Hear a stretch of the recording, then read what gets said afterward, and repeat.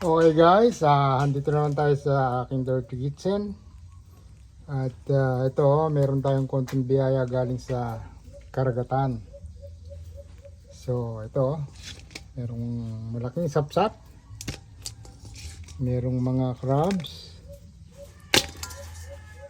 merong tinatawag nilang babarat at saka maliliit na tumutsing. Yan.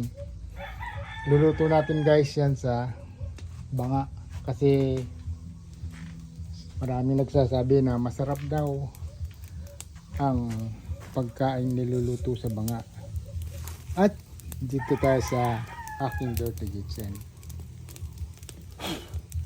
Guys, nagpapakulo na tayo ng tubig na may luya.